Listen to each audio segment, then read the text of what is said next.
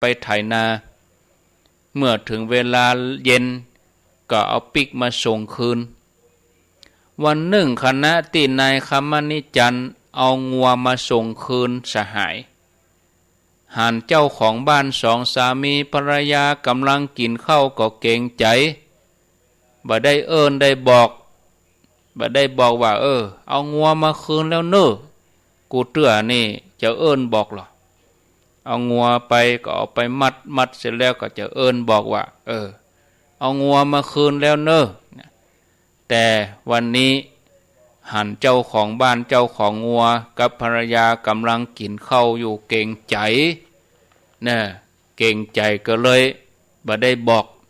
เอางัวไปมัดไปล่ามไว้เสร็จแล้วก็เห่งปิกบ้านบังเอิญญาติโยมคืนนั้นมีขโมยมาลักงัวไปตกมาเ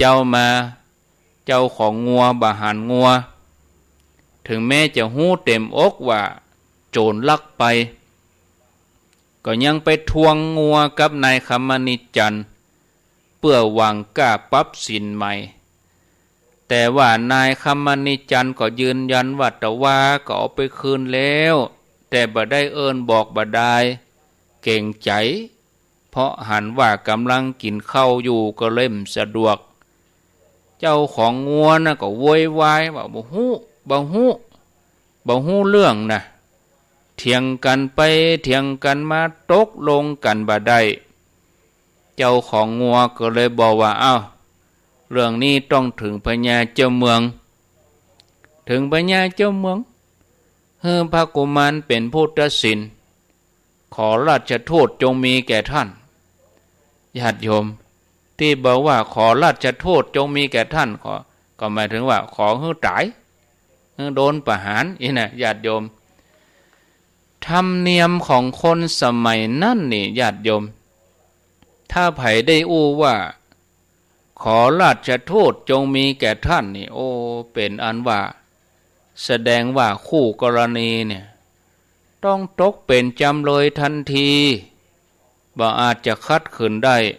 แล้วก็ต้องรอวันพิพากษาจากพญาเจ้าเมืองหรือว่าผู้ที่มีหน้าที่วินิจฉัยคดีโดยเหตุนี้นายคำมณิจันทร์ก็ตกเป็นจำเลยต้องยอมขึ้นศาลกับเจ้าของงัวตั้งแต่โดยดีแต่ในระหว่างทางไปสู่เมืองหลวงก็ได้มีเรื่องเล่าต่างๆแล้วก็มีคู่กรณีเกิดขึ้นแถมมีคดีความติดสอยห้อยตามพ่วงแหมลายกระทงญาติโยมน่าติดตามเหมือนกันในญาติโยมเนาะจะเป็นอย่างใดญาติโยมท่านสาธุชน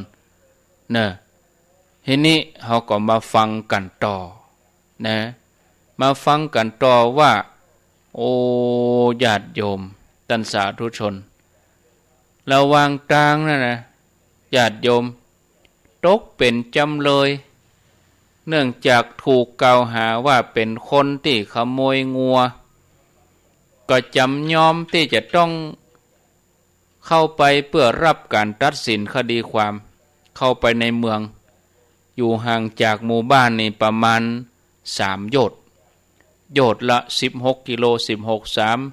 48ระหว่างทาง48 กิโลนี่มีก็เรื่อง ระหว่างทางเขาก็ได้แวะพักเหนื่อยที่บ้านของสหายเก่าคนหนึ่งด้วยความหิวก็เพื่อขอข้าวกินเพราะว่าเดินทางมาหลายชั่วโมงก็ยังไม่ได้กินข้าวขณะนั้นที่บ้านของสหายเก่านี่บ่มีข้าวสุกภรรยาของสหายก็เลยไปขึ้นคันไดหลองเข้ากำไทยเปิ่นห้องว่ายุ่งฉางก็ไต่คันไดขึ้นไปจะไปเอาเข้ามานึ่งฮื้อพอดีภรรยาของสหายนี่ก็ท้องอยู่7 เดือนล่ะพอเลิศคันไทยว่านั่นลูกสดออกมาแท้งเห็นแล้วสามีของเธอก็เลยกล่าวโทษนายคำมณิจันทร์หาว่าไป ไปบุบไปตีภรรยาของตัวเก่าจนแท้งลูกกล่าวความเลยขอราชทูตจงมีแก่ท่านได้คดีแห่มหนึ่งได้แห่มหนึ่งกระทงอะคดีแรกนี่ลักงัวคดีที่สองทำลูกเปิ้นแท้งเนี่ยญาติโยมความวัวบัดรันหายเนี่ยความควายเข้ามาแทรก กลายเป็นจำเลยทันทีจากนั้นก็ปากันไปมุ่งหน้าเข้าไปสู่เมืองปาราณสีระหว่างทางถึง3 คนก็พบคนเลี้ยงม้าซึ่งกำลังวิ่งไล่ม้าของตัวเก่าอยู่ม้านี่ก็ได้หล่นผ่านมาตีคนถึง3คนเลี้ยงม้าก็บอกให้นายคำมณีจันทร์ว่าวกเฮกำเกิดคำว่าเกิดก็คือว่าไปขวางทางเนี่ยยังได้ก็ได้ให้ม้ามันหยุดจ้อยกำเนี่ยม้าหล่นมาตรงนั้นจ้อยกำวกม้าเฮกำวกม้าเฮกำเอาอันอย่างขวางม้าตัวนั้นก็ได้เพื่อให้มันวายก็คือวายปิกเพื่อให้ม้าวายปิกนะนายคำมณีจันทร์กับเปียได้ก้อนหินขว้างใส่ม้าบังเอิญญาติโยมแหงมันปะทะกันแหงก้อนหินกับขว้างไปม้าก็มันล่นซุบรัดใส่ถูกใส่ขาของม้าทำให้ขาม้าหักคนเลี้ยงม้าก็เลยกล่าวโทษโดนแถมกระทงหาว่านายคำมณีจันทร์เนี่ยทำร้ายม้าจนขาหัก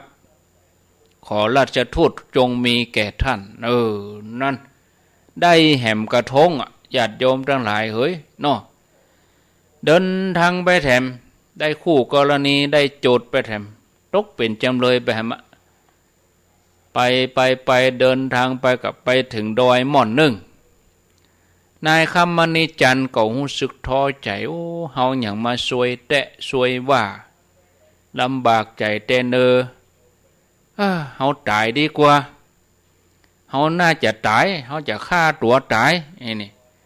เตียวขึ้นไปบนดอยหาโอกาสที่จะกระโดดหน้าผาตายกึดอย่างอันแล้วเนี่ยพราหมณ์ก็บอกให้โจทย์ถึง3บอกว่านายคำมณีจันทร์นี่นะก็บอกให้โจทย์ถึง3 คนว่า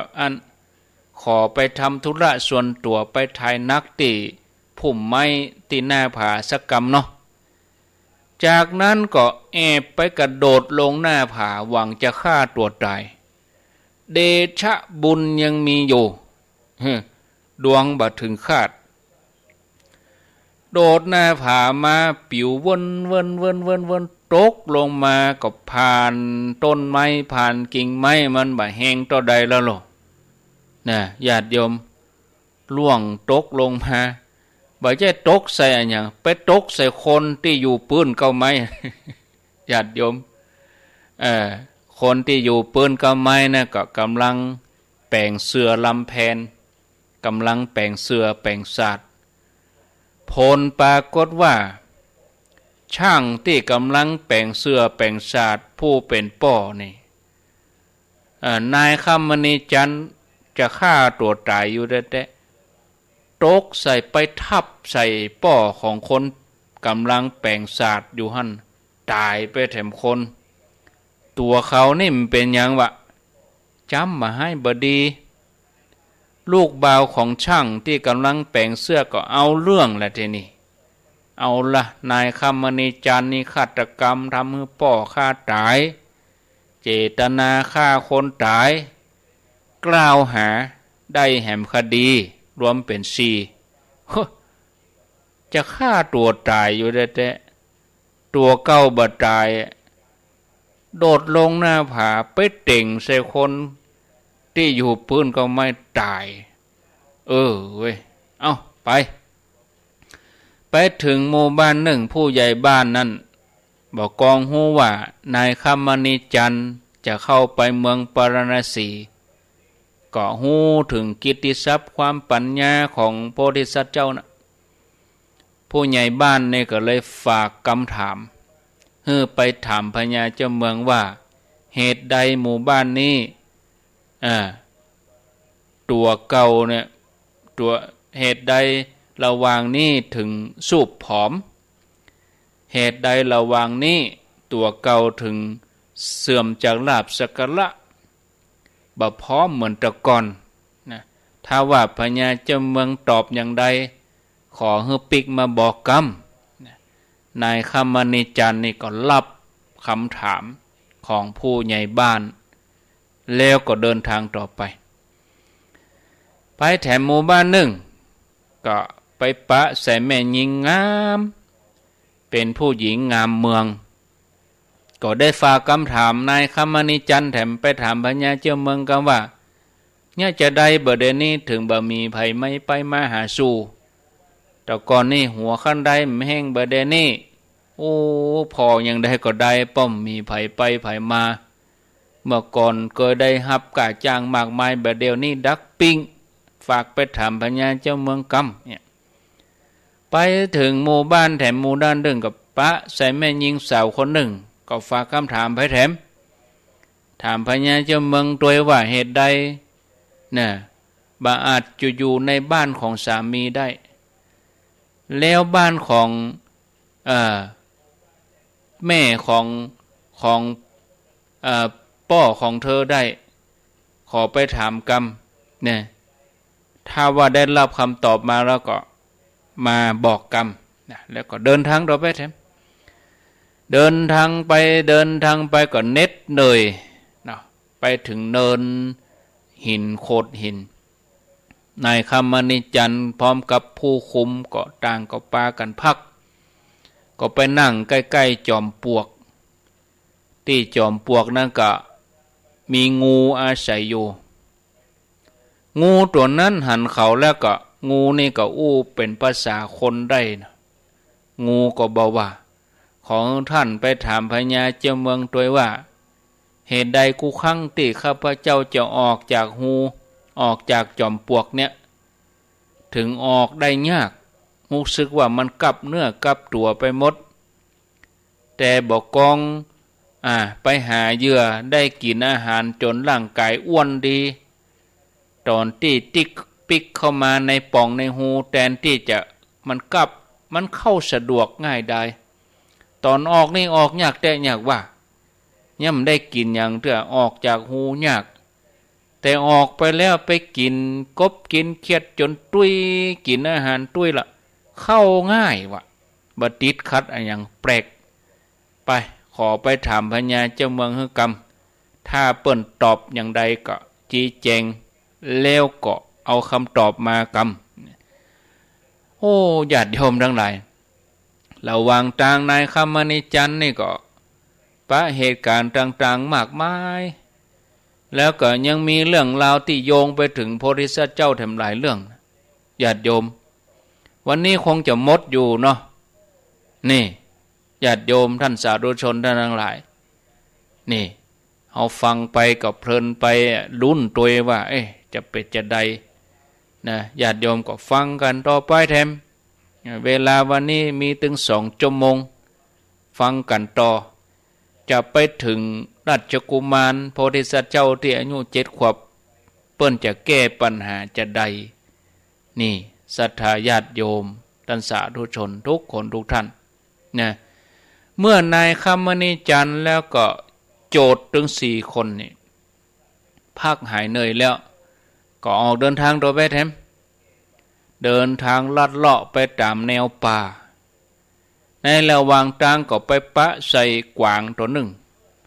ในภาษาวรรณกรรมภาษาธรรมบทที่เปิ้นแปลมาแล้วเปิ้นก็ว่าเนื้อตัวหนึ่งคำว่าเนื้อนี่ก็เหมือนกวางเหมือนเก้งนะกวางตัวนี้ก็เดินผ่านมาในหนทางไปหันใส่เขาก็เดินสวนทางกับมาสนทนาอันนี้ก็เป็นแถมเรื่องหนึ่งที่น่าทึ่งกระแสของความเมตตาของเขาและก็ความเป็นผู้ที่มีจิตใจดีงามทำให้สัตว์ทั้งหลายบ่มีความหวาดระแวงหรือว่ากลัวภัยที่มีต่อมนุษย์ เนื้อตัวนั้นก็ได้ฝากคำถามไปถามพญาเจ้าเมืองว่าเหตุใดข้าพเจ้าถึงชอบแล้วก็เล็มหญ้าอยู่เฉพาะต้นไม้แห่งนี้เพียงแห่งเดียวบ่อยากจะไปกินที่อื่นขอให้ตันไปถามพญาเจ้าเมืองฮึกรรมได้รับคำตอบแล้วก็มาบอกก็เดินทางไปแถมโอ้ญาติโยมจะจำหมดก่อนนี่ไปยังฟังไปเถอะเนาะเดินทางกับไปปะแสนนกกระทาตัวหนึ่งนกกระทาตัวนี้ก็จับอยู่ที่จอมปลวกสูงใหญ่แล้วก็ได้เป็นกรรมมนุษย์กับนายคำมณีจันทร์ว่าขอท่านจงไปกราบทูลกรุณาทูลถามพระราชาว่าเหตุใดข้าพเจ้าจึงต้องมาเฝ้าอยู่ที่นี่เนี่ยยังจึงไปจากจอมปลวกนี่บ่ได้ถ้าพญาเจ้าเมืองตอบว่าจะได้ก็ขอให้ปิกมาบอกโดยนายคำมณีจันทร์ก็ฮับกรรมนกกระทาตัวนี้เดินทางต่อไปแถมเดินทางไปกัวเก่งตางเป้าหมายตั้งหน้าก็คือเมืองปาราณสีจนไปถึงต้นไม้ใหญ่แห่งหนึ่งที่สูงอยู่หิมตางซึ่งแต่ก่อนนี้เคยมีคนมาบวงสรวงกันลูกขเทวดาตัวหนึ่งก็มีวิมานสิงสถิตอยู่นี้ปรากฏออกต่อหน้านายคำมณีจันทร์ก็บอกว่าเมื่อท่านเข้าไปในเมืองเนี่ยถามพญาเจ้าเมืองฮึกรรมเป็นจะได้บ่เดียวนี้ข้าพเจ้าถึงบ่ได้รับเครื่องปูจาเครื่องบวงสรวงเหมือนเก่าเมื่อก่อนนี่ไผก็มาบวงสรวงไผก็มาไหว้ถ้าพระองค์รับสั่งว่าจะได้ก็โปรดนำกรรมมาบอกจะเป็นพระคุณนายคำมณีจันทร์ก็รับกรรมแล้วก็เดินทางจนไปถึงสระน้ำแห่งหนึ่งที่สระน้ำนี่ก็เป็นที่อยู่ของพญานาคหูว่านายคำมณีจันทร์เนี่ยจะไปเข้าเฝ้าพญาเจ้าเมืองที่เมืองหลวงก็ขึ้นมาจากเมืองนาคปรากฏกายเป็นมานพหนุ่มแล้วก็อู้กับเขาว่าตัวเฮานี่เป็นพญานาคอยู่ในสระน้ำเฮาใครฝากคำถามไปถามพญาเจ้าเมืองปาราณสีว่าเพราะเหตุใดน้ำในสระของเฮานี่บ่ใสเหมือนเก่าเมื่อก่อนนี่ใสบัดเดี๋ยวนี้เป็นจะได้ถึงบ่ใสขอท่านเอาคำถามนี่ไปถามพญาเจ้าเมืองกำถ้าพระองค์ตรัสตอบว่าจะได้ก็มาบอกคือกำไปก็เข้าเขตเมืองละญาติโยมเข้าเขตเมืองก็เป็นที่อยู่ของพราหมณ์มานพทั้งหลายพราหมณ์หนุ่มคนหนึ่งก็ฝากคำถามให้ไปถามพญาเจ้าเมืองโดยว่าเหตุใดหมู่เฮาที่เป็นพราหมณ์เนี่ยเฮียนมนต์ได้บดีเหมือนเก่าถ้าพระองค์รับสั่งมาอย่างใดก็มาบอกกรรมนายคำมณีจันทร์นี่ก็รับคำถามเดินทางไปจนกระทั่งมาถึงหน้าโฮงหน้าศาลที่ราชสำนักขณะนั้นญาติโยมราชกุมารอันเป็นโพธิสัตว์เจ้ากำลังออกนั่งราชบัลลังก์บอกกองโจทย์นำตัวนายคำมณีจันทร์มาเข้าเฝ้าพญาเจ้าเมืองก็จำได้ว่านายคำมณีจันทร์นี่เคยเป็นอมาตย์ที่มีความซื่อสัตย์มีความจงรักภักดีในสมัยตอนที่พระบิดายังมีพระชนชีพอยู่แล้วเขาได้ช่วยสนองงานเป็นกุลต่อแผ่นดินราชกุมารก็ตรัสปราศัยกับนายคำมณีจันทร์โดยความคิดถึงบอกว่าท่านคำมณีจันทร์หายหน้าหายตาไปทางใดมาเมินอยู่ดีสบายอยู่กานายคำมณีจันทร์ก็กราบทูลว่าข้าแด่พระบาทเจ้าข้าพระองค์ก็แก่เฒ่าแล้วบรรปลายชีวิตก็ไปใจชีวิตอย่างเรียบง่ายในชนบทมีความเป็นอยู่อย่างตามอัตภาพ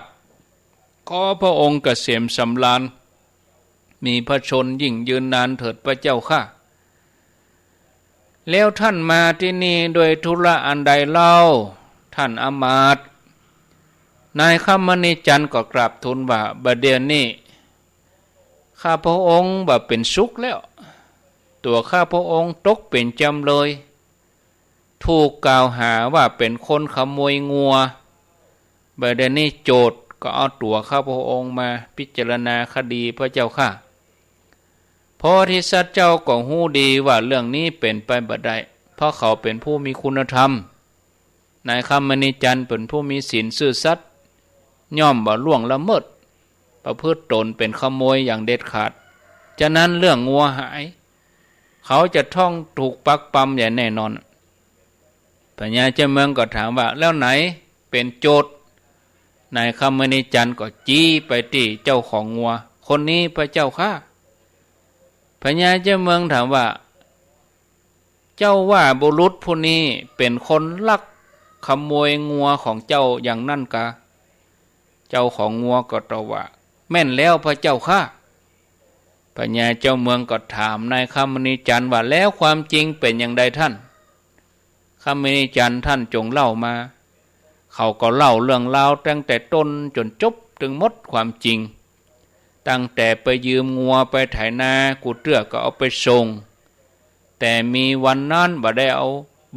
าไปส่งละบ่ได้บอกเจ้าของพอหันว่าเจ้าของงัวกำลังกินข้าวอยู่แล้วเจ้าของงัวก็หันแล้วว่างัวก็มัดอยู่ในบ้านหะนะแต่ตอนที่งัวหายไปนั่นหายไปตอนเมื่อคืนดึกๆซึ่งบ่ฮู้ว่าไผขโมยไป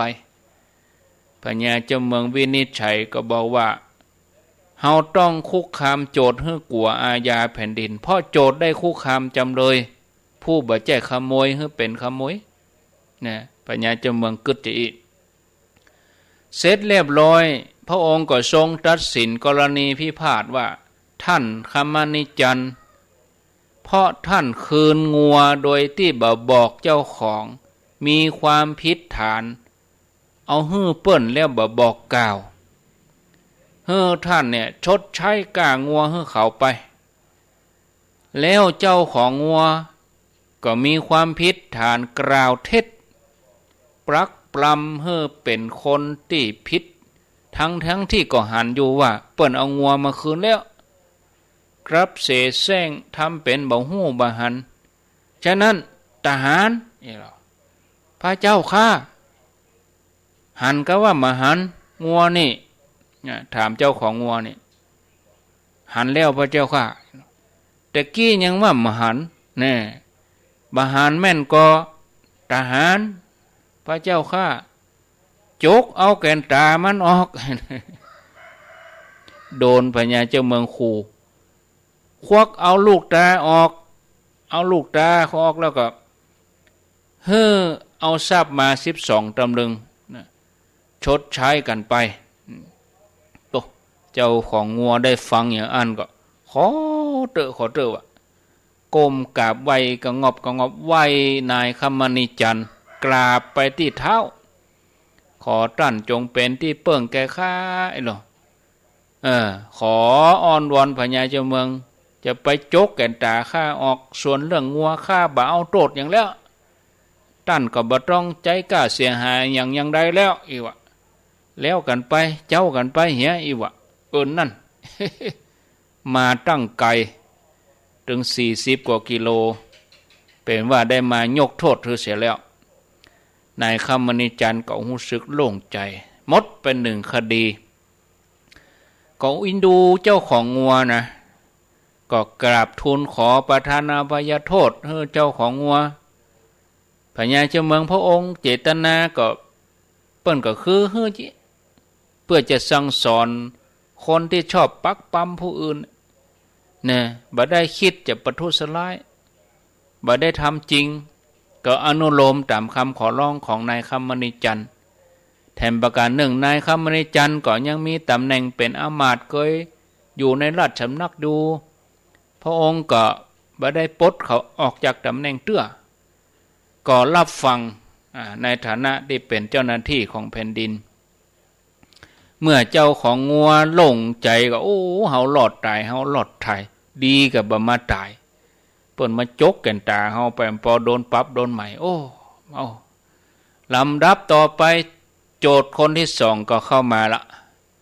อันนี้ว่าจะได้คดีนี้อีหรอ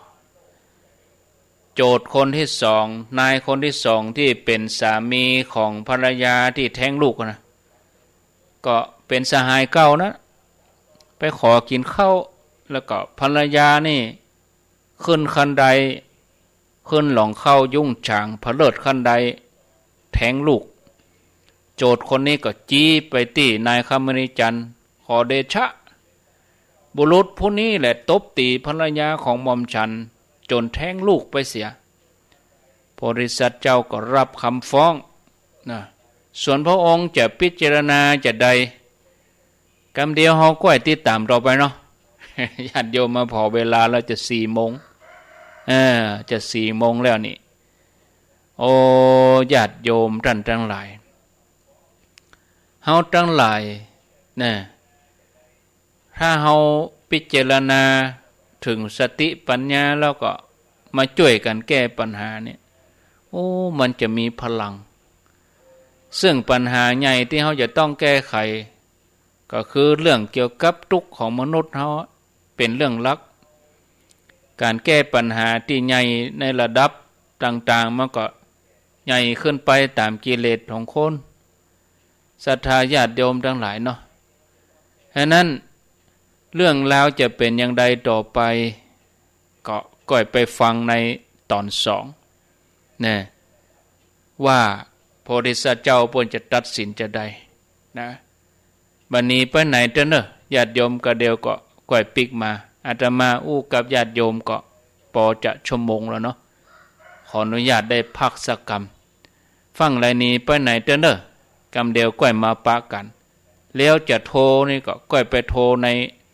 ชั่วโมงที่2ใต้รายการนะถ้าบอกเบอร์โทรก็ต้องโทรเตื้อใจเย็นๆนะฟังสาระธรรมะเนาะโอ้กำเดียวก็หมดชั่วโมงอ่ะคือว่าเนี่ยชั่วโมงเนี่ยดอกหมดแล้วอ่ะ15:56 นาทีขออนุญาตได้พักสักกรรมก่อนนอกำเดียวก่อยมาปะกันเจริญ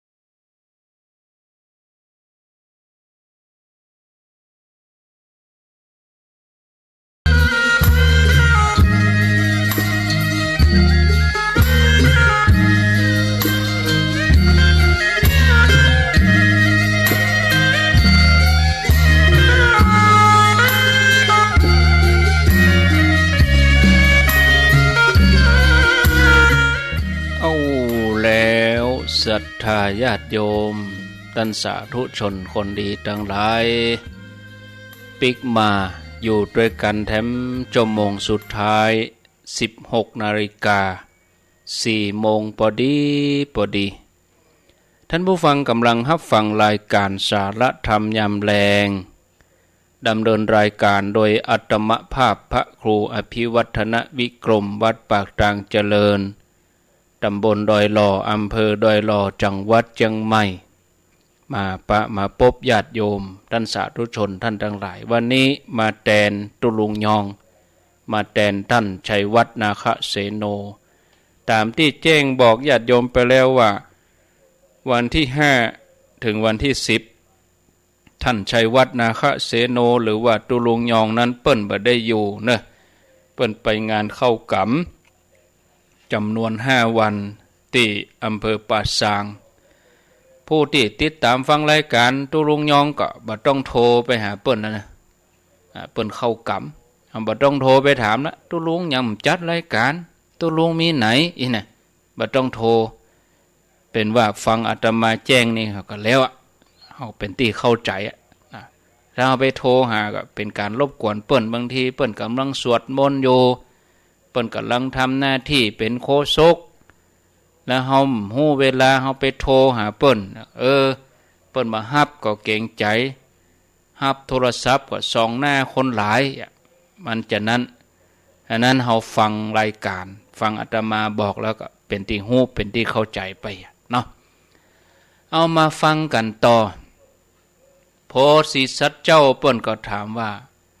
อันเนี้ยเป็นไผอีกข้านี่เป็นโจทย์ข้าพระองค์เป็นโจทย์นายคนเนี้ยนายคำมณีจันทร์เนี่ยทุบตีภรรยาของหม่อมฉันจนแท้งลูกนะโพธิสัตว์เจ้าก็ถามโจทย์ว่าในเวลาที่นายคำมณีจันทร์ตบตีภรรยาของเจ้าเนี่ยมีพยานกอมีไผหู้ไผหันกอโจทย์นี่ก็บอกว่าบ่มีพระเจ้าค่ะอ้าว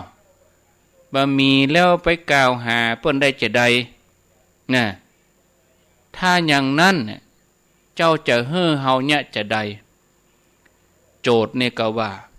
ข้าพเจ้าก็อยากได้ลูกคืนมาพระเจ้าค่ะลูกก็จะดีเกิดหันแล้วสมาแท่งเหียพญาจมเมืองก็ว่าถ้าอย่างนั้นท่านคำมณีจันทร์จงนำภรรยาของบุรุษนี้ไว้ในเฮือนจนกว่านางจะมีครรภ์แล้วในเวลาที่นางคลอดลูกมาแล้วก็เอาลูกมาคืนเขาคนนี้เหียเมื่อพญาเจ้าเมืองตรัสอย่างนั้นโจทย์ฟังแล้วก็ตาเลือกเนาะจะมาฮื้อในคำมณีจันทร์ไปอยู่กับภรรยาทกเขาหันที่อันท่าบดีละจะเสียภรรยาละมอบการไปหาในคำมณีจันทร์อ้อนวอนอย่าทำอย่างนั้นเลยอย่าทำอย่างนั้นเลยแถมบปอก็ยังเอาทรัพย์ฮื้อในคำมณีจันทร์เสร็จแล้วก็หนีไปเลยนะข้าได้ลูกคืนกะแม่นแล้วเอกเนาะข้าได้ลูกคืนกะนายคำมณีจันทร์ไปอยู่กับภรรยามัน ได้ลูกมาแล้วก็เอาลูกมาฮื้อมันเนี่ยนะกัวกัวล่ะทีนี้เอาลำดับต่อมาแหมคดีคนเลี้ยงม้าที่เป็นโจทย์คนที่3ก็กราบทูลพญาเจ้าเมืองว่าอันเนี้ยคนเนี้ยได้ขว้างม้าจนขาม้าหักพระเจ้าค่ะนายคำมณีจันทร์ก็ปฏิเสธข้อกล่าวหาว่าบ่ได้เจตนาเพราะว่าทำตามคำขอร้องของเจ้าของม้านายคำมณีจันทร์ก็ชี้แจงเหตุการณ์ที่เกิดขึ้นให้กระจ่างส่วนโจทย์ก็ยังคงยืนยันต่อไปว่าตัวเขาบ่ได้บอกให้เอาก้อนหินขว้างลูกบอกว่าเอาอย่างขว้างก็ได้ให้ม้ามันอายปิกโพธิสัตว์เจ้าก็หู้เหตุผลเรียบร้อยก็เกิดว่าจะต้องข่มขู่นายคนนี้แล้วก็ทรงตัดสินว่าบุรุษผู้นี้บอกให้เขาขว้างม้าของตัวเก่าแล้วปฏิเสธว่าบ่ได้บอก มีความผิดเกิดขึ้นที่ปากฉะนั้นตัดสินการตัดสินก็คือตัดลิ้นเนี่ยตัวเป็นคนบอกแล้วว่าบ่ได้บอกนะแล้วก็เอาทรัพย์ของเฮาเนี่ยปันหนึ่งชดใช้ก้าที่ม้าขาหักนั่นเมื่อโจทย์ฟังคำตัดสินนี้ก็ตกใจนะกลัวจะโดนทัดลิ้นนะกลัวอาญาก็เลยเอาทรัพย์คืนให้นายคำมณีจันทร์แล้วก็หนีออกไปล่นออกไปเกือบบดีลูกเฮานี่เนาะอ้าวคนต่อมาที่เป็นช่างแปลงเสื้อลำแพนได้ไปฟ้องร้องบอกว่านายคำมณีจันทร์เนี่ยเจตนาฆ่าบิดาของเขาพระริษเจ้าก็ซักถามก็หูความกระจ่างแจ้งถึงสองฝ่ายแล้วก็ถามโจทย์ว่าแล้วจะให้เฮาลงโทษจำเลยในคำมณีจันทร์อย่างใดเนี่ยโจทย์ก็บอกว่าข้าพระบาทก็อยากได้ป่อคืนมาขอให้ป่อคืนเถอะปัญญาเจ้าเมืองก็ว่าอ้าวถ้าอย่างนั้นนายคำมณีจันทร์ท่านจงนำมารดาของบุรุษนี้ไปเป็นภรรยาของท่านทำหน้าที่เป็นป้อย่านะเพราะคนที่ตายไปแล้วย่อมบักคืนมาได้บุรุษคนนี้ได้ฟังอย่างอันโอ้ปรารถนาอย่างนั้นมาเอาก็ไหนว่าใครได้ป้อไปข้าไม่นิจันไปเป็นป้อของมันเนี่ย มาเอาพระเจ้าค่ะมาเอาพระเจ้าข่ายหรอเสร็จแล้วก็หนีไปเนี่ยเนี่ยเมื่อนายคำมณีจันทร์ชนะคดีทั้งหมดโอ้ก็มีความปีดายินดีปีดานะที่พระปัญญาเฉียบแหลมของโพธิสัตว์เจ้าดำรงความยุติธรรมสมกับที่ได้เป็นมหาบุรุษปกครองแผ่นดินนายคำมณีจันทร์ก็ก้มกราบถวายบังคมด้วยความเคารพแล้วก็ขอโอกาสกราบทูลมีคำถามหรอมีคำถามระหว่างทางคำถามพ่วงท้าย ระหว่างทางมีผู้ฝากคำถามมาถึงปัญญาเจ้าเมืองเมื่อถึงเวลาถามเขาก็ถามจากเรื่องล่าสุดก่อนแล้วก็ไปหาเรื่องต้นซึ่งพระริษเจ้าก็แก้ปัญหาเป็นเรื่องได้อย่างบ่มีที่ขัดข้องเรื่องของพราหมณ์กลุ่มหนึ่งที่เฮียนมนต์ได้บ่ดีเฮียนจะได้ก็เฮียนได้บ่ดีโพธิสัตว์เจ้าก็แก้ไขว่าเหตุที่หมู่พราหมณ์ทั้งหลายเฮียนมนต์ได้บ่ดีเหมือนก่อนก็เป็นเพราะว่าไก่เนี่ยขันผิดเวลาเมื่อก่อนมีไก่ขันบอกเวลาถูกต้องทำให้หมู่มานพหมู่นั้นตื่นขึ้นมาสาธยายมนต์ได้ตามเวลาในเวลาที่เหมาะสมแต่เดี๋ยวนี้ไก่ตัวนั้นหายไปแล้วได้มีไก่ตัวใหม่มาทำหน้าที่ก็ขันบ่เป็นเวลาบางทีก็ขันดึกบางทีก็ขันใกล้แจ้งทำให้มานพทั้งหลายตื่นมาตรงเวลาถ้าตื่นขึ้นในกลางดึกก็จะง่วงเงาเฮานอนถ้าตื่นในเวลาใกล้แจ้งก็บ่มีเวลาสาธยายมนต์โดยเหตุนี้พราหมณ์ทั้งหลายก็เลยห่ำเฮียนมนต์ได้บ่ดีเหมือนเก่าเรื่องที่ในสระของพญานาคมันขุ่นนี่พญาจมังกับวินิจฉัยว่าก็เพราะว่าบรรดานาคบริวารทะเลาะวิวาทกันก็ทำให้สระนั้นขุ่นบ่ใสเหมือนเก่าทะเลาะวิวาทกันทุกราตรีเรื่องของลูกกเทวดาปัญญาเจ้าเมืองกับวินิจฉัยว่าเพราะว่าลูกกเทวดาท่านนั้นบ่เอาใจใส่รักษาคนที่เดินทางผ่านไปมาแต่ก่อนก็เลยมีภัยนำเครื่องสักการะบูชามาบวงสรวงเหมือนเก่าเรื่องนกกระทาที่บ่ยอมไปจากจอมปลวกใหญ่ก็ทรงวินิจฉัยว่าเพราะที่จอมปลวกใหญ่นั้นมีขุมทรัพย์อยู่ภายในถูกฝังไว้ นกกระทาตัวนั้นชาติเก่านี่เป็นคนแล้วก็เอาทรัพย์ไปฝังไว้ก็เลยมีจิตผูกกับทรัพย์ก็เลยจับเฝ้าที่จอมปลวกนั้นนะเรื่องของกวางของเนื้อที่ชอบกินหญ้าปืนเกาไม้ต้นนั่นต้นเดียวเพราะว่าที่ต้นไม้นั้นมีรังผึ้งรวงใหญ่แล้วก็น้ำผึ้งเนี่ยยดย้อยลงมาถูกใบหญ้ากวางตัวนั้นก็พอใจกินหญ้าบริเวณนั่นอยู่บ่ยอมหลีกไปไหนเรื่องของงูก็วินิจฉัยว่าเพราะจอมปลวกที่อยู่อาศัยนั้นเป็นขุมทรัพย์งูตัวนั้นเนี่ยเมื่อก่อนก็เป็นคนมีความห่วงทรัพย์เวลาจะออกไปหาอาหารก็รู้สึกว่าออกจากจุ่มปลวกได้ง่ายเหมือนว่าร่างกายเนี่ยขับป่องออกยาก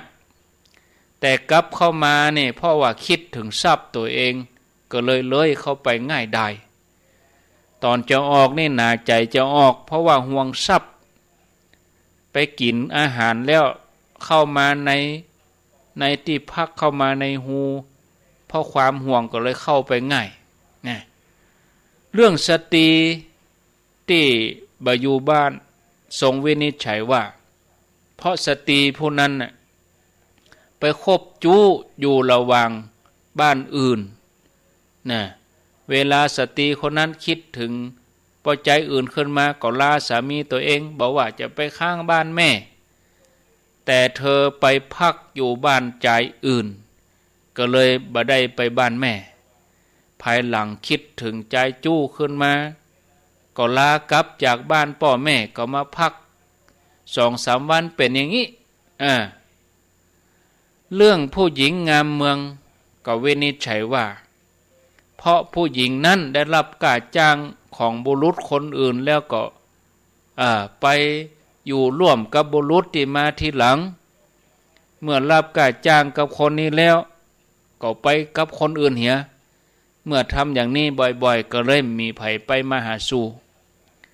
เรื่องของผู้ใหญ่บ้านก็วินิจฉัยว่าเพราะว่าผู้ใหญ่บ้านนั้นตัดสินบ่ยุติธรรมก็เสื่อมจากลาภสรรเสริญ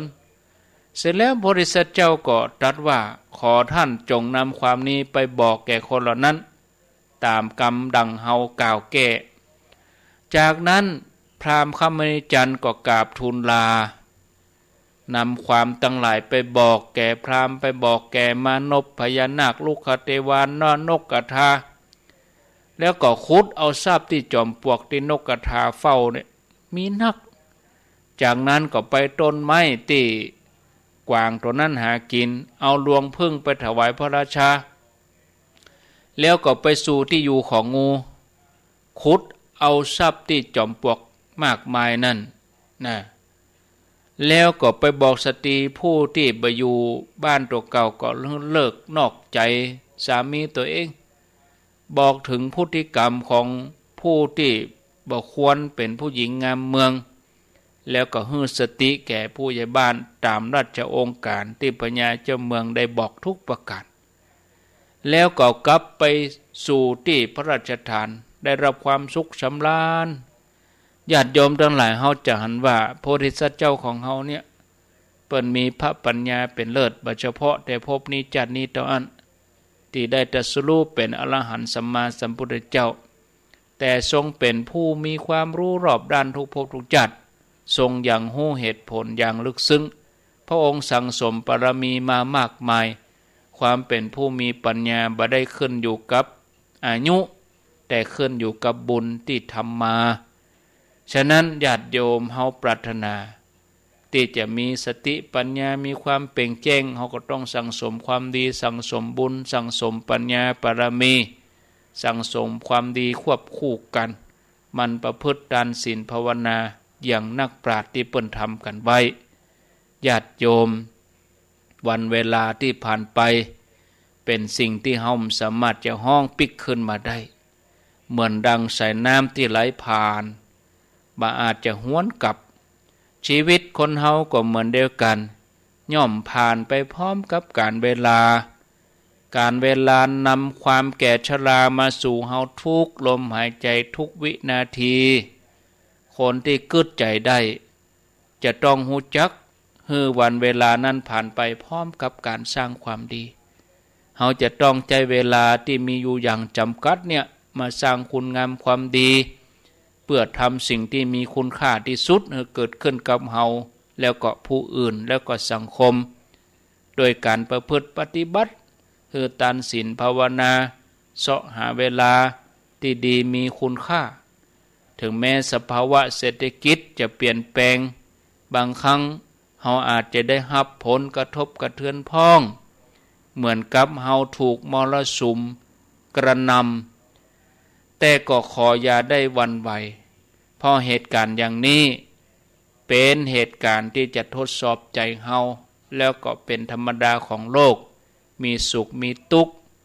มีลาภเสื่อมลาภมียศเสื่อมยศมีสรรเสริญก็ย่อมมีนินทาขณะที่เกิดการเปลี่ยนแปลงไปตามกระแสโลกคนทั้งหลายก็แสวงหาที่พึ่งกับตัวเก่าเพื่อความอยู่รอดปลอดภัยแต่มีคนจำนวนน้อยที่จะปะที่พึ่งอันสูงสุดที่พึ่งอันเกษมเพราะส่วนใหญ่นี่ย่ำหูเลยว่าที่พึ่งอันแท้จริงมันอยู่ที่ไหนเข้าถึงอย่างใดฉะนั้นเฮามาทำความเข้าใจญาติโยมคนเฮาจำนวนนักเมื่อกลัวภัยเมื่อกลัวตายเมื่อกลัวอันยังก็จ้างย่อมเข้าถึงภูเขาป่าอารามเข้าถึงจอมปลวกเข้าถึงขอนไม้เข้าถึงก้อนหินว่าเป็นที่เบิ่งเป็นสรณะอันนั้นบัจจัยสรณะที่อุดมสมบูรณ์เพราะว่าย่อมสามารถที่จะนำปางเฮาพ้นทุกข์ได้บุคคลใดเข้าถึงพระพุทธธรรมพระสงฆ์เป็นที่เบิ่งก็จะได้หาอริยสัจสี่ทุกข์เหตุที่เกิดทุกข์ความก้าวล่วงทุกข์แล้วมักมีองค์8อันเป็นหนทางที่ประเสริฐพระสัมมาสัมพุทธเจ้าของเฮาพระองค์เข้าถึงสรณะภายในแล้วก็ได้พิสูจน์แล้วว่าที่เบิ่งที่ระลึกที่แท้จริงเนี่ยมีอยู่3อย่างนักปราชญ์ผู้รู้ทั้งหลายเปิ้นก็ยืนยันเหมือนกันหมดฉะนั้นเฮาควรจะยึดเอารัตนตรัยพระแก้วเจ้าทั้ง3ประการมาเป็นที่เบิ่งเมื่อบ่ได้ยินบ่ได้ฟังเฮาก็จะไปยึดสิ่งที่ตัวเก่าได้ปะได้หันได้ยินมาหรือว่าได้ฟังมา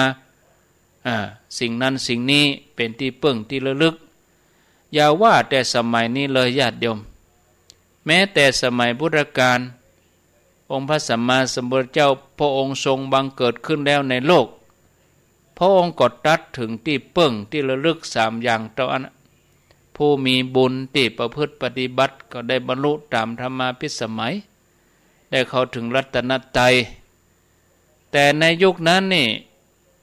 บางคนแม้เกิดมาร่วมสมัยกัน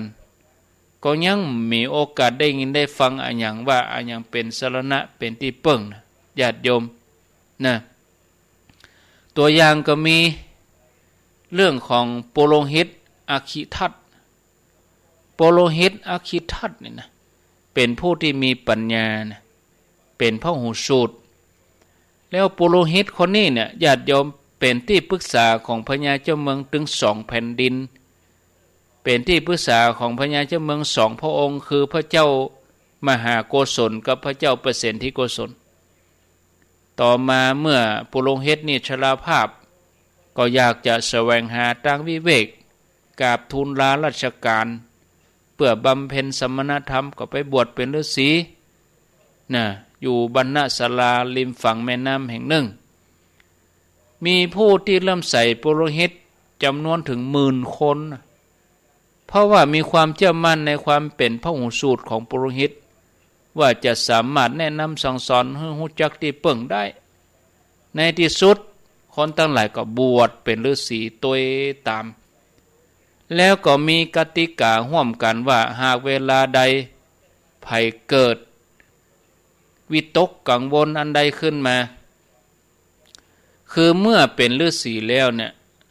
ถ้าไปนึกถึงเรื่องทรัพย์สมบัติ อื่นใดเป็นนักบวชแล้วยังนึกถึงอยู่เนี่ยก็เฮือไปขนเอาทรายที่ริมฝั่งแม่น้ำมาเอามากองไว้นี่ถ้าเกิดถึงเรื่องตั้งนอกเอามากองไว้นะอันนี้เป็นการว่าทำความดีอย่างหนึ่งฤาษีอาคีทัตนี่ก็ตั้งกติกาอย่างนี้เมื่อมาบวชอยู่ร่วมกันแล้วก็ตั้งใจปฏิบัติตั้งใจทำแต่ถ้าว่าไผคิดเรื่องตั้งนอกก็ไปขนเอาทรายมากองให้อันนี้เขาก็เคารพกติกานะหากเกิดความรู้สึกอย่างใดอย่างหนึ่งขึ้นมาก็ไปขนเอาทรายมาแล้วก็บอกว่าอย่างกันนะบ่ต้องรู้สึกอายเป็นการกระทำที่เปิดเผยเป็นการกระทำที่บริสุทธิ์ปรากฏว่าทรายที่ฝั่งแม่น้ำนี่ถูกขนขึ้นมากองเต้าม่อนดอยจนกระทั่งมีพญานาคเกิดความยินดีในกองทรายนั้นหันว่าทรายนี่มีกองใหญ่ก็เลยไปนอนเฝ้าอยู่ที่กองทรายพระพุทธเจ้าก็สอดขายพยานยามรุ่งอรุณก็ไปหันอุปนิสัยของฤาษีนี่บริวารนี่จะได้บรรลุธรรมนะในขณะนี้กำลังบ่มอินทรีย์อยู่แต่ถ้าว่าฤาษีเนี่ยได้สั่งสอนตัวเองบริวารไปในทางที่บ่ถูกต้องว่าเมื่อใดเกิดความสะดุ้งกลัวเกิดความทุกข์ทรมานก็คือเปิ่งสิ่งศักดิ์สิทธิ์คืออันอย่างที่คิดว่าศักดิ์สิทธิ์ก็คือเปิ่งสิ่งนั้นคือไปเปิ่งม่อนดอยไปเปิ่งต้นไม้ตอไม้ก้อนหินจอมปลวกเข้าใจว่าอันนั้นศักดิ์สิทธิ์หรือว่าสิ่งที่จะบันดลบันดาลให้สำเร็จให้บังเกิดขึ้นได้เปิ่งอันใดเทวสถานอันใดนะการสร้างสอนอย่างนี้นี่เป็นสิ่งที่บ่ถูกต้องแล้วก็ยังยึดถืออย่างนี้เลยมาองค์พระสัมมาสัมพุทธเจ้าพระองค์สอดขายพยานหันว่าถึงเวลาแล้วฤาษีเหล่านี้จะได้เข้าถึงที่เปิ่งที่แท้จริงในยามเจ้าพุทธเจ้าเปิ้นก็ตรัสเรียกพระโมคคัลลานะมาแล้วพระองค์ก็รับสั่งว่าโมคคัลลานะเธอไปโปรดอัคคิฤาษีกับบริวารเนอะเฮือมาเป็นผู้ที่มีสัมมาทิฏฐิเฮือฮู้จักที่เปิ่งที่แท้จริงพระโมคคัลลานะก็กราบทูลว่าอัคคิทัตฤาษีมีบริวารนักแล้วก็มีกำลังนักเหลือเกินลำพังเพียงข้าพระองค์ตนเดียวจะไปโปรดก็อาจจะบ่เชื่อฟังเพราะว่าหมู่ฤาษีนี่รวมตัวกันเป็นหมู่ใหญ่อาจจะแย้งคำสอนข้าพระองค์ได้แต่ถ้าหากว่าพระผู้มีพระภาคเจ้าเสด็จไปตุยก็คงจะเป็นการดีแล้วก็โปรดได้ตึงหมดพระเจ้าก็ทรงย้ำให้โมคคัลลานะเธอไปก่อนโมคคัลลานะแล้วเราตถาคตจะติดตามไปทีหลังในที่สุดพระโมคคัลลานะก็ไปโดยลำพังไปแสดงตนไปยืนอยู่ที่หน้าศาลาของฤาษีอาคีทัตแล้วก็ห้องฤาษีอาคีทัตว่าอาคีทัตเขาจะมาขออาศัยอยู่ที่นี่ขอตั้นช่วยจี้สถานที่ที่เขาจะอาศัยจะให้เขาอยู่ตัดไหนอาคีทัตฤาษีก็เป็นผู้ที่สูงด้วยคุณวุฒิวัยวุฒิเนาะแต่ก็มานะทิฏฐินะมีความคิดว่าเขาเป็นถึงอดีตข้าราชการชั้นผู้ใหญ่เขาเป็นอดีตปุโรหิตของพระเจ้าแผ่นดินสองพระองค์ไผ่ๆก็เคารพนับถือเขาทั่วบ้านทั่วเมืองบ่มีไผมักกล้าชื่อเฮาว่าบ่ได้นะอัคคินี่ห้องชื่อเฮายังเซียวโดนี่หรอโดยมานะทิฏฐิของอาคิทัตฤาษีก็ตอบพระมหาโมคคัลลานะว่าบ่มีที่นี่บ่มีที่เหมาะสมสำหรับท่านท่านโมคคัลลานะก็บอกว่าปกติมนุษย์ก็เข้าอยู่ในหมู่มนุษย์โคก็อยู่ในหมู่โคนักบวชก็ต้องอยู่ในหมู่นักบวชกาจะให้เฮาไปอยู่ไหน ขอให้ท่านช่วยชี้ว่าเฮาควรจะอยู่ที่ไหนหรือสีอักขิทัตก็บอกว่าไปมีจะได้บ่มีมาอยู่อย่างนี้แต่พระมหาโมคคัลลานะก็ยังยืนยันว่าจะขออาศัยอยู่ที่นี้ในที่สุดอักขิฤาษีก็บอกว่ามีอยู่ที่หนึ่งปุ่นกองทรายปุ่นไปอยู่เถอะนะแต่ว่ามีอยู่ที่เดียวนะใครอยู่ก็อยู่ไปอยู่ที่กองทรายพุทธพระมหาโมคคัลลานะก็เดินไปที่กองทรายไปพบใส่พญานาคอะประลองฤทธิ์กันนะพญานาคนี่ห่วงแหนที่อยู่รู้สึกโคตรจู่ๆก็จะมีคนมาแย่งที่อยู่นะโดยอนุภาพของพญานาคบอกกองโคตรขึ้นมากับบันดาลให้เกิดเปลวเพลิงเรียกว่าบังหวนควันนี่ก็เป็นเปลวเพลิงที่มีฤทธิ์ร้อนพระโมคคัลลานะบ่รู้สึกกลัวแต่อย่างใดเพราะว่าท่านพระมหาโมคคัลลานะนี่เปิ่นเป็นอัครสาวกผู้เลิศทางด้านมีฤทธิ์หรอก็เข้าไปเดินเข้าไปใกล้เข้าพระมหาโมคคัลลานะก็เข้ากสิณเตโชบังหวนควรปุ่งใส่พญานาคเป็นไฟที่ฮ้อนยิ่งกว่านั้นหลายเท่าในที่สุดพญานาคก็สู้บ่ได้ยอมกันน่ะคดตัวอยู่หั่นนี่แล้วก็มาแผ่พังพานบังแดดบังฝนให้พระมหาโมคคัลลานะนั่งสมาธิอยู่ที่กองทรายตลอดทั้งคืนโตมาเจ้า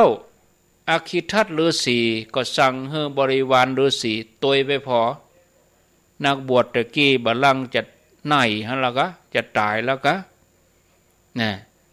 ป่านนี้นักบวชนั่นน่ะคงจะโดนพญานาคพ่นไฟเข้าใส่ไหม้ควันจุ้งเนี่ยไปเจิญจวนกันไปดูนี่ปรากฏว่าหันพระโมคคัลลานะก็นั่งอยู่บนกองทรายโดยที่มีพญานาคคดเป็นวงกลมแผ่พังพานป้องกันอันตรายบ่ให้แดดให้ฝนตกใส่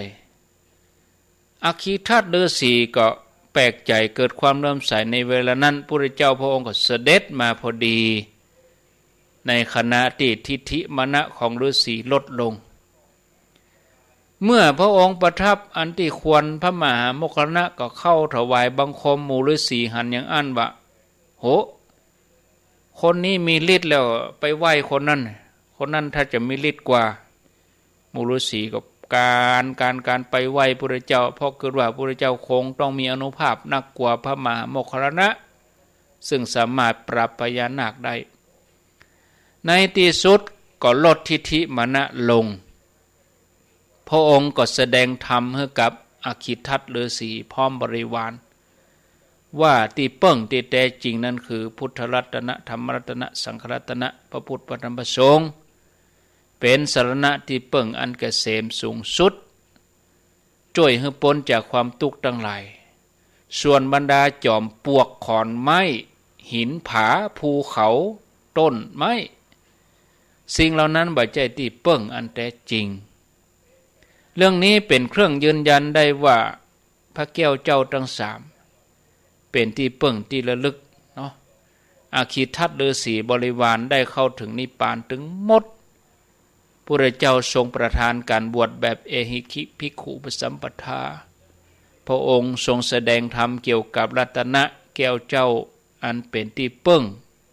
เป็นที่ระลึกเนี่ยศรัทธาญาติโยมอันนี้เขาก็ควรจะปฏิบัติเหมือนเดียวกันเนาะก็โอกาสต่อไปก็จะนำมาเล่ามากล่าวให้ญาติโยมได้ฟังแถมนะสำหรับวันนี้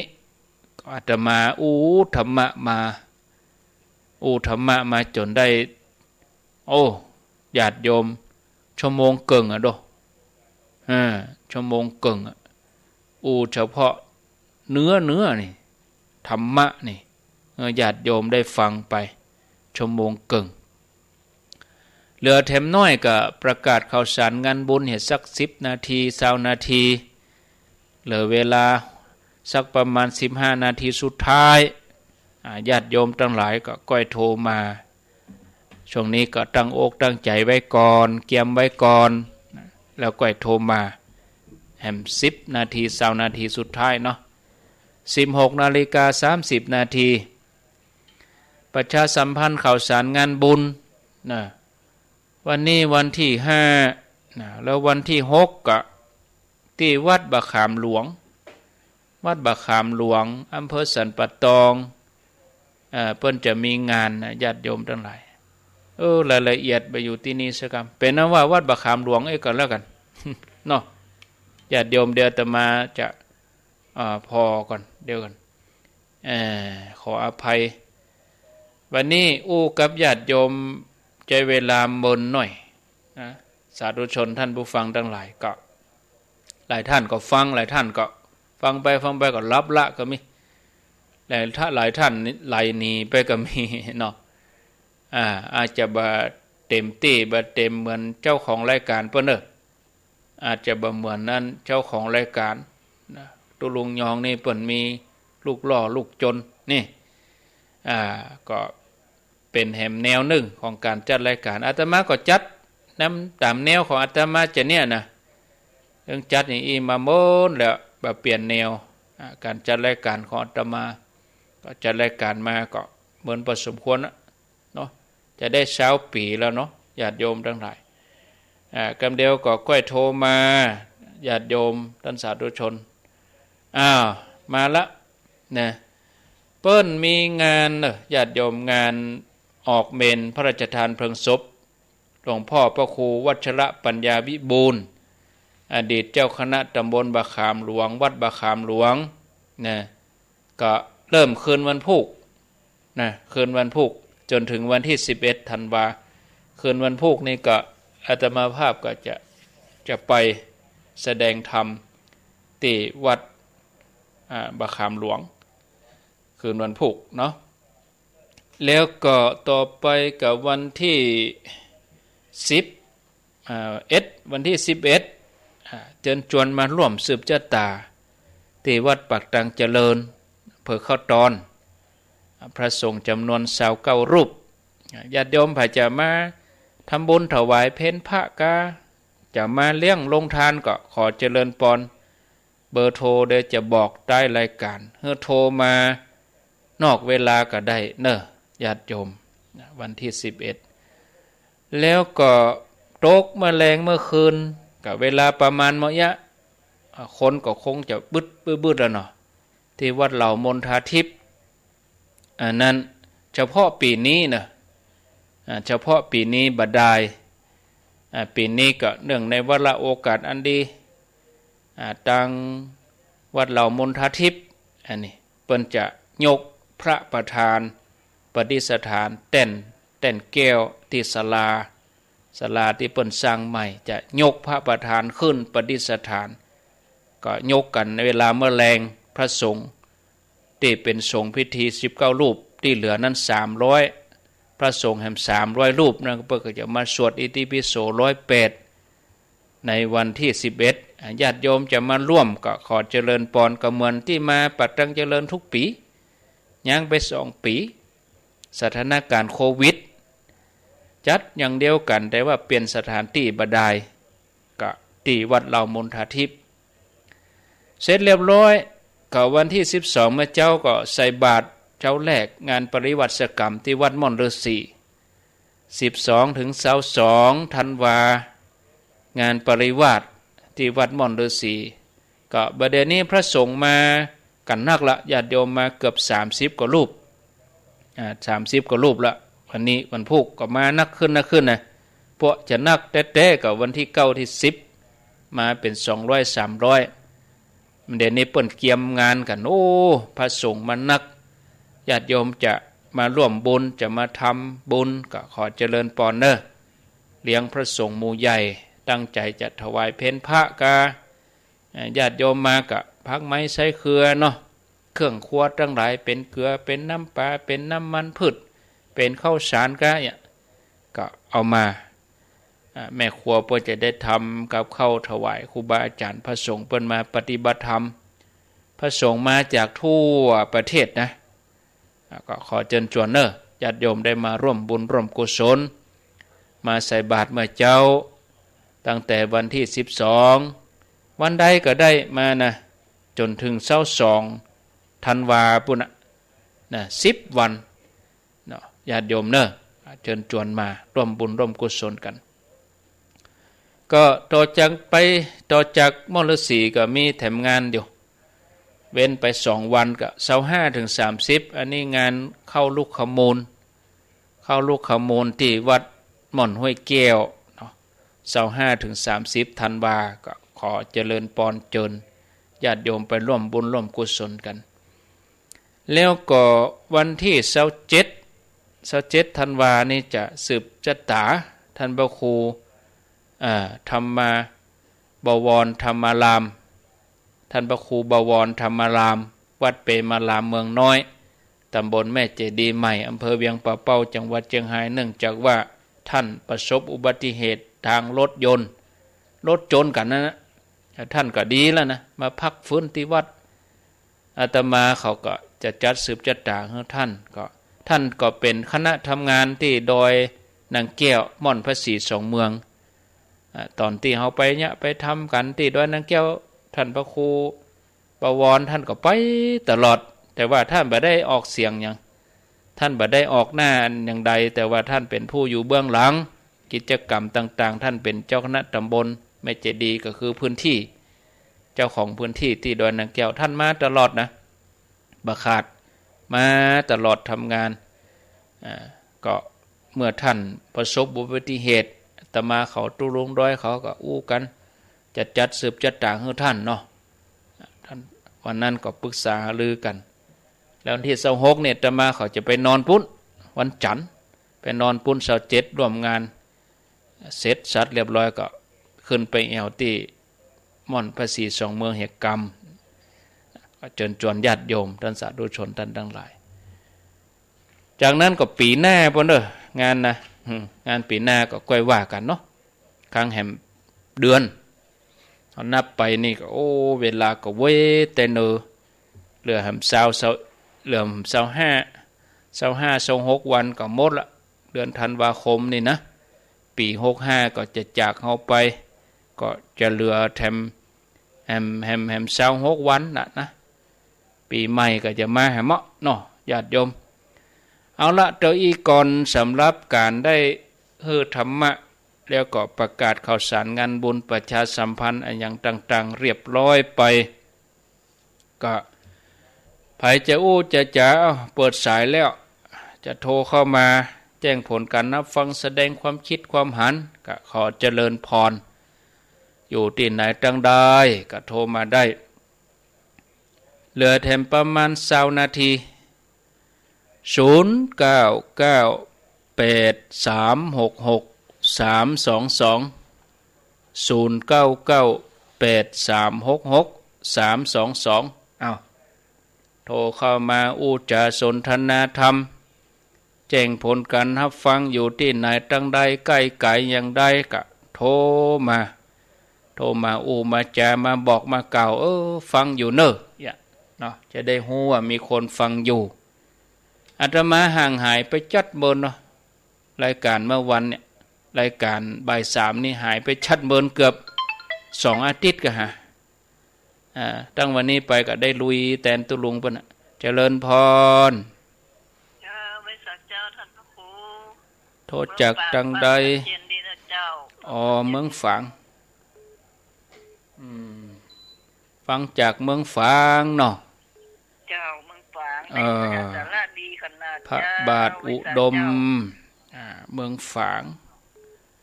เจริญพรติดแล้วเนอไหว้สาเจ้าโทษจากจังใดแม่บัวไหลจอมตอง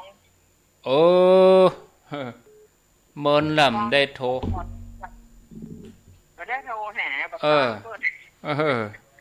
วันนี้จับพอดีเนาะจ้าจับพอดีท่านสบายดีแม่บัวไหลเจ้าโอ้ยินดีท่านยินดีเนอกับว ไหว้สาเจ้าสาธุแม่บัวไหลอินทนนท์เปิ้นอยู่จอมตองปุ่นโอ้อันนี้ฮู้จักอาตมาแต่เมื่อเป็นเนนแล้วนะแม่บัวไหลนี่แต่เมื่ออาตมาอยู่ด้วยน้อยแล้วดอกโอ้เหมือนนักแกสมัยอยู่ด้วยน้อยล่ะเจริญพรเจ้านมัสการเจ้าอาจารย์อ้อโทรจากจังใดโทรจากเมืองฝางเจ้าเมืองฝางเหนือเจ้าบ้านหยังก็บ้านแม่ใจเหนือหมู่ที่8เจ้าอ๋อแม่ใจเหนืออีกอะเจ้าแม่พันนิพาเจ้าพันนิพาฟังชัดเจนดีกะเจ้าชัดเจนดีพ่ออาจารย์บ่ได้โทรหาท่านอาจารย์โอ้โหเป็นยังเนอะจังหวะดีโอกาสดีโมทนาสาธุวันผูกก็มาปะกันแถมตลอดสัปดาห์อาตมาก็มาทำหน้าที่แทนตุรงแต่ว่าเมื่อเจ้านี่ก็อาจจะเปลี่ยนท่านสมชาติพ่องผู้มาเจ้าตี3นี่ก็ท่านสาธิตเปิ้นบ่ได้อยู่ก็จะให้ท่านสมชาติแทนตี3ถึงตี5อาตมาก็ตี5ถึง7โมงแทนท่านสาธิตวันผู้มาเจ้าเจริญพรกราบไหว้ศาลเจ้าท่านเจ้าโทษจากจังใดบ้านเราแมวเจ้าเราแมวเราแมวนิ่มได้เราแมวเวียงน้องล่องแต่ก็ถ้าละแสนสบายดีนะเจ้าสบายดีเมื่อยไข้ยังเราแมวนี่ได้ยินชัดก่อชัดเจนดีเนาะชัดเจนดีเจ้าโมทนาเนอสาธุอันนี้ก็คนเก่าแก่ดั้งเดิมเหมือนกันสมัยด้วยน้อยนะนี่เจริญพรสมัยนั้นอีวะอู้กันนี่ตั้งแต่สมัยนั้นอีวะโทษจังไหนก็ฮะแก้วจำตองแม่แก้วจำตองควงเปาแม่แก้วควงเปาเนาะได้ยินชัดดีเนาะฟังตั้งแต่3 โมงแล้วก็ฟังตั้งแต่3 โมงแล้วฟังไปเลยฟังตั้งกี้ยินดีเนอะแม่แก้วสาธุ09983662322มีเข้ามารับสายเจริญพรเจ้าท่านพระครูอันนี้โทรจากจังใดมาพิมพ์ประแดดแม่พิมพ์ประแดดยินดีเนอยินดีเนอเจ้าไว้สาเจ้าฟังคลื่นฝ่ายหินเนาะแม่เนาะเจ้า104เจ้าอยู่ดีมีสุขสาธุฝ่ายหินก็มีจันทร์ถึงศุกร์เนอะบ่าย3ถึง5 โมงเมื่อเจ้าก็ตี3อาตมารับผิดชอบตี5ก็วันผู้มาเจ้านี้ท่านสาธิตเปิ้นบ่ได้อยู่เปิ้นเดินทางไปต่างจังหวัดบ่สะดวกจัดรายการวันผู้ก็นิมนต์ท่านสมชาติแทนท่านสาธิตอาตมาก็จัดตี5เจริญพร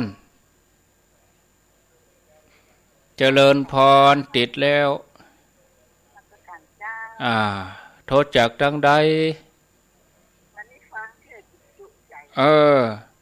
ชั่วโมงเกินเนาะ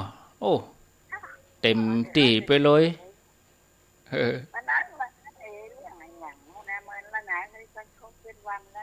อันนี้อยู่สันซ้ายแม่โจ้นะแม่เนาะ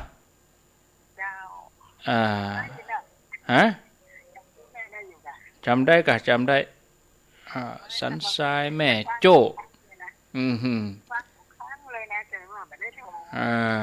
เป็นยังจังหวะดีก็โทรมาได้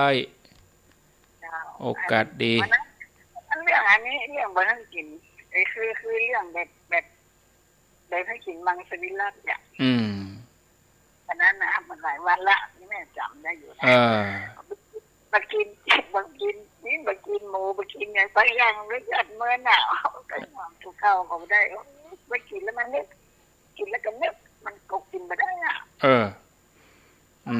ดีละดีละโมทนาเนอสาธุแม่โจสันทราย0998366322บางท่านบางคนก็จะโทรสดไปทางตุลุงพุ่นก็บ่ฮู้เนาะบางคนก็หลงนะ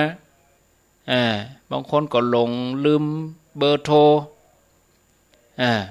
เขาก็เขียนเบอร์ไว้แล้วก็เขียนชื่อพระคุณเจ้าพระรูปนั้นรูปนี้เปิ้นมีชื่อหยังเปิ้นจัดรายการเวลาใดแต่บางคนเปิ้นนั้นพิมพ์ชื่อเมมเบอร์โทรบันทึกเบอร์โทรไว้บางคนก็นะไผจะอู้จะก็ขอเจริญปอนโทรเข้ามา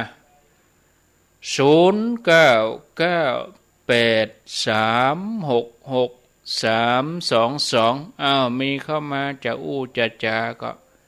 ขอเจริญปอนโทรเข้ามาแจ้งผลการนับฟังสนทนากันได้รับสายก่อนจะเริญพรไหว้ศาลเจ้าฟังอยู่นะเจ้าสันกำแพงไว้ซิวสันกำแพงกะแม่สุพินเมื่อรับเลยโทรฟังชัดเจนดีเนาะเจ้าชัดเจนดีเจ้าคลื่นฝ่ายหินกะแม่เจ้าขึ้นฝ่ายหินเจ้าขอบคุณเจ้าสบายดีนะเจ้าสบายดีไม่ใครยังแม่ดีแล้วยินดีเนอสาธุก็อันห่างหายเวลาแมลงไปจัดเมินช่วงก่อนนั้นมีธุระบ่สะดวกจัดรายการวันพุธก็ยังจะมาอยู่เนอะวันพุธก็มาอยู่เจริญพรจะไปสาขันหลวงปู่โอ้ป้อนานจันทร์กะป้อนานจันทร์ศรีสุวรรณเนาะบ้านน้ำต้นแม่วางฟังชัดดีเนาะป้อนานเนาะฟังชัดดีกะวันนี้ดูต่างฟัง2 ชั่วโมงวันนั้นกันฟังป้อนานโทรหาตุลุงหรอโตติดตามกันตลอดขอบคุณป้อนานสาธุมีกะวันที่11นะไปจัดที่อันวัดใหม่พุ่นวัดเหล่ามนทาพุ่นนะ11สวดอิติปิโสจัดที่ไหนจัดที่อันเหล่ามนทาจัดที่เหล่ามนทาลวดยกพระขึ้นเต้นแก้วที่11เนอะโมทนาป้อนานนี่เปิ้นจังเอาผังพระติดมาตานเป็นปันเอาตานจุดปูจาวันเทียนสวดอิปิโสเจริญพรกลับพระป่าเจ้าธรรมปู่เจ้านี่แม่เรนูบ้านร้องดอนใจแม่เรนูเจ้าร้องดอนใจชัดดีเนาะแม่เนาะเจ้าสบายดีเจ้าที่11เนี่ยก็จะเข้าไปเราเจ้าเจิญเนอะเจ้าเจิญมาสืบชะตาด้วยกันเราไปเอี่ยววัดใหม่เมื่อวานแม่นแล้วนี่แล้วเขาก็แป๊บไปเอี่ยวเหตุกรรมสาธุบางท่านที่เคยมาตอนวางศิลาฤกษ์ก็ลองไม่เอี่ยวพอเปิ้นแปลงไปถึงไหนละอีนะแบบไปเหตุกรรมบางท่านศิลาฤกษ์ก็บ่ได้มาเปิ้นตานที่ดินเปิ้นกฐินก็บ่ได้มาอ้างจะไปละเตื้อมได้เพื่อได้ไปมา11ก็จะรวดไปเลยก็ได้นะเจริญพรใบสาเจ้าท่านพระครูว่าจะได้ แม่กับแม่เดินเพลนกับแม่อำหลับสังสืบเจ้าตาหนึ่งสังเด้ออนุโมทนาบุญวันที่11นะเจ้าไหว้สาเจ้าชัดเจนดีเจ้า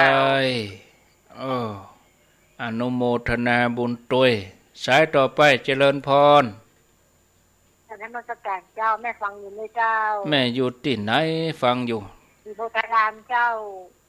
ศรีโพธารามเจ้าศรีโพธารามสารพีเนาะเจ้าชัดเจนดีกะเจ้าอนุโมทนาเจ้าศรีโพธารามเจริญพรอาจารย์ตุลุงโเรียกตุลุงเลยตุลุงบนไปเข้ากรรมไปเข้ากรรมที่อันหนองบัวตาตุ่ม5 ถึง 10เปิ้นได้อยู่เนอะวันที่5 ถึงวันที่10นะ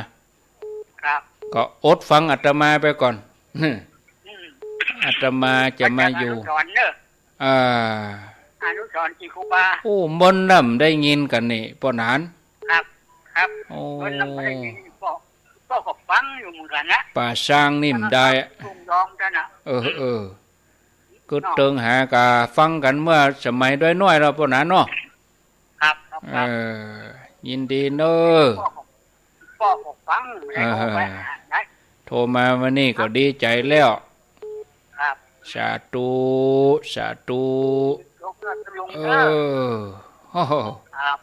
ป้อนนันจันนี่ก็ดั้งเดิมเหมือนกันนะป้อนนันจันศรีสุวรรณเนี่ยสมัยชมรมคนเฒ่าพากันไปตันไปนั่นไปไหนเมื่อแข็งแรงนี่ไปได้ไปตลอดไปเผียวพังงาภูเก็ตปุ่นเจริญพรจากจังใดไม่คือโดยกับเจ้าแม่คือจะมาก่อนวันที่11นี่มากับเจ้าจะไปก่อนตั้มนอนได้กันมาช่วยงานวันที่ม่อนฤาษีตัวเจ้าพระสงฆ์มาหลายแล้วเนอะ30 ปลายแล้วเดี๋ยวนี้เจ้า30 ปลายแล้ว30 ปลายแล้วโมทนาบุญโตยไหว้สาเจ้าสาธุเริ่มหนาวเนาะแต่เจ้าหนาวเด้อหนาวตู้เจ้าเข้ากรรมก็ฮะ หนาวเต้เด้อแต่เจ้านี่หนาวหน่อยแมลงนี่ก็เริ่มเย็นแล้วนะคนเฒ่านี่ได้อาบน้ำเจ้า6 โมง 5 โมงนี่เดี๋ยวได้อาบน้ำละคนเฒ่าเนาะครับท่านพระครูป่ออนุวัตกะครับหนองจอมครับป่ออนุวัตหนองจอมพ่อครูนี่บ่ได้อยู่บ่ได้ยังอีดขนาดเนาะปีหนึ่งนี่อันมี365 วันนะอันอยู่วัดอื่น360อยู่วัดตัวเก่า5 วันเนี่ยจ้ะผมได้ยินรายการพ่อครูไปที่นั่นไปที่นี่อีดตังมันหนุ่มได้ไปได้เท่ามาก็อยู่ที่เก่ารักษาสุขภาพให้ดีนะครับโมทนาเนาะสาธุบุญกรรมบุญจูปอนุวัตหนองจอมเจริญพร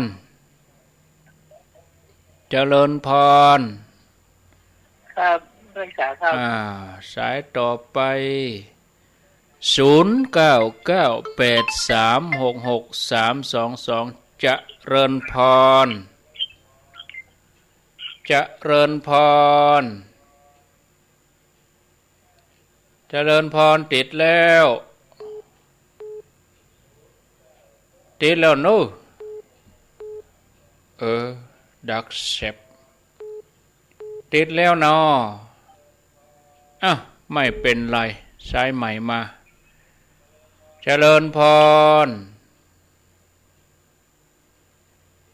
ติดแล้วเจริญพรนวัตการครับอาจารย์ครับโทษจากไหนจาก อันสิริพรครับบักไก่เท่าใดสิริมังคลาจารย์สิริมังคลาจารย์ได้ยินชัดก่อนนี่ชัดเจนดีเนาะครับชัดเจนดีครับอาจารย์ท่านประธานเรื่องฝากนะครับโมทนาร้อยตำรวจสุจักรพรหมศิลป์สาธุแม่จันเปิ้นประเดิมก่อนแล้วครับอันผู้หมวดสุจักรเปิ้นก็ตวยมาโมทนาอาตมาก็เก่งใจโยมของงานมันทีก็บัลลัมจะประชาสัมพันธ์ก็ตามเจตนาโยมพอนะก็เปิ้นพูดก่อนก้อยเขียนชื่อเปิ้นเอามามาจ้าเจริญพร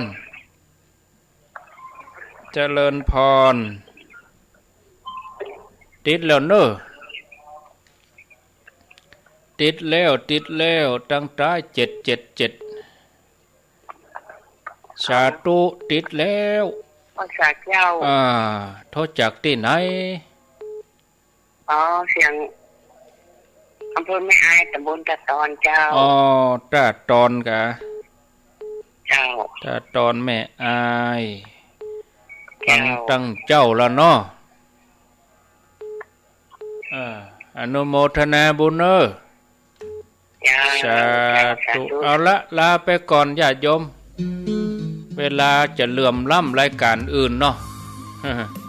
กะเดียวที่ปัตตังเจริญที่คลื่นสีขาวนี่ก็จะเป็นรายการสาระบันเทิงเป็นเพลงข่าวสารการกีฬาสาระบันเทิงของผู้กองชัยพรพิมพ์สมุทรส่วนที่อันฝ่ายหินกับรายการอื่นต่อไปขอลาจากศรัทธาไปก่อนโชคดีมีใจวันพุธก็มาปะกันแถมใหม่อายุวันโนสุขังปรัง